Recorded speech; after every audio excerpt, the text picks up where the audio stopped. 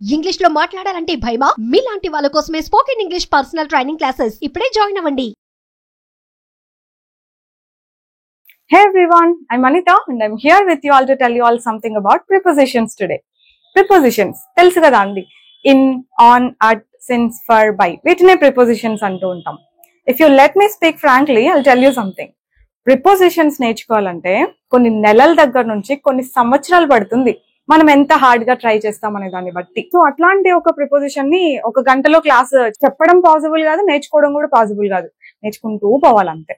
ఈ రోజు నేను ఏం చెప్దాం అనుకుంటున్నానంటే, ప్రిపోజిషన్స్ లో ఎక్కడ వాడాలో కాదు, ఎక్కడ వాడకూడదో నేర్చుకోవాలి. అఫ్ కోర్స్ ప్రిపోజిషన్స్ ఎక్కడ వాడాలి అని మాత్రమే కాకుండా ఎక్కడ వాడకూడదని కూడా కొన్ని రూల్స్ ఉంటాయి. ఆ రూల్స్ లోంచి కొన్ని మీకు చెప్దాం అనుకుంటున్నా. ఓకే, సో ఏం నేర్చుకోబోతున్నాం మనం ఈరోజు? ఎక్కడ వాడాలో కాదు, ఎక్కడ వాడకూడదో నేర్చుకోబోతున్నాం అనమాట. సో ఈ ఇన్, ఆన్, అట్ ఇవి ఉన్నాయి కదా, వీటిని ఎక్కడెక్కడ వాడకూడదు తెలుసా? దిస్ అని వచ్చిన చోట వాడకూడదు, నెక్స్ట్ అని వచ్చిన చోట వాడకూడదు, లాస్ట్ అని వచ్చిన చోట వాడకూడదు, ప్రీవియస్ అని వచ్చిన చోట కూడా మనం వాడమన్నమాట. నాకు తెలిసినవి ఇంకా కూడా ఉండిండొచ్చు, బట్ ఇక్కడంతా మనం వాడము. దిస్ అంటే ఎట్లా? This month, this week, this year, ఇంకా దిస్ అని ఎక్కడ ఏం చెప్పినా కూడా దిస్ మార్నింగ్, దిస్ ఆఫ్టర్నూన్, ఇలా ఏమొచ్చినా మనం ప్రిపోజిషన్స్ వాడొద్దు. ఏమేమి? దిస్ మంత్ అని వచ్చినా, దిస్ వీక్ అని వచ్చినా, దిస్ ఇయర్ అని వచ్చినా, ఇంకా this morning, this afternoon, tonight, ఇలాంటివప్పుడు కూడా మనం నో ప్రిపోజిషన్ అనమాట.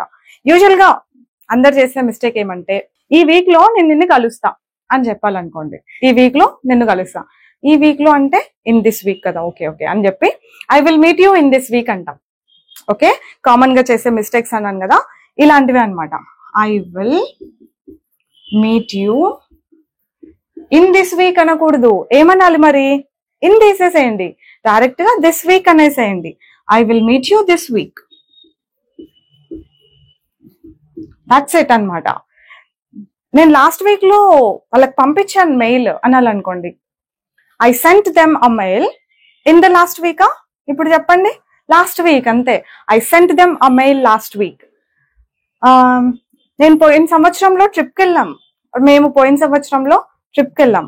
ఎలా చెప్పాలి? We went on a trip last year, అంతే. No in last year, no on last year, ఓకేనా? లాస్ట్ ఇయర్ అంతే.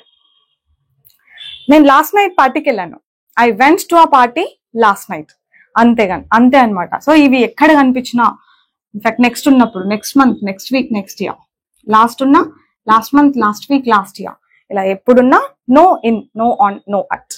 ఓకే కదా?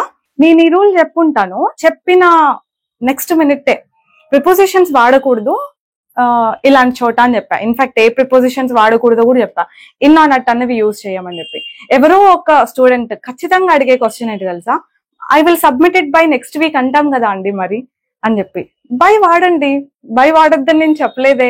నేను ఇన్ కానీ, ఆన్ కానీ, అట్ కానీ ఇట్లాంటివి వాడొద్దు అన్నాను, కానీ హ్యాపీగా బై యూజ్ చేయండి, తప్పేం లేదు. బై అంటే ఏంటి తెలుసా? ఆ టైంకి అంతా అని చెప్పి. Not only here but also anywhere, ఎక్కడైనా బై అన్నది యూజ్ చేయొచ్చు. రేపటికంతా, ఎల్లుండికంతా, నెక్స్ట్ వీక్ అంతా అని ఫ్యూచర్ గురించి మామూలుగా చెప్పేటప్పుడు అంతా మనం బై యూజ్ చేస్తాం. అంటారా మీరు? నెక్స్ట్ మంత్ కంతా ఇది రెడీగా ఉంటది, it will be ready by next month అని అంటారు. ఇన్ఫాక్ట్ అది కరెక్టే కూడా, 100% కరెక్ట్. మనం బై అన్నది యూజ్ చేయొచ్చు, హ్యాపీగా యూజ్ చేయొచ్చు, బట్ ఇన్ వాడకూడదు, 100% వాడకూడదు.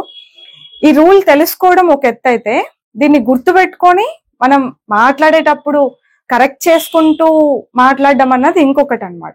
చేయండి, తప్పులు చేయండి, తప్పేం లేదు. But after making a mistake we should be able to identify it, we should be able to correct it next time. ఇప్పుడు నేను ఓకే ఇది విన్నారు మీరు, నెక్స్ట్ టైం మళ్ళీ I will meet you in next month అంటారు.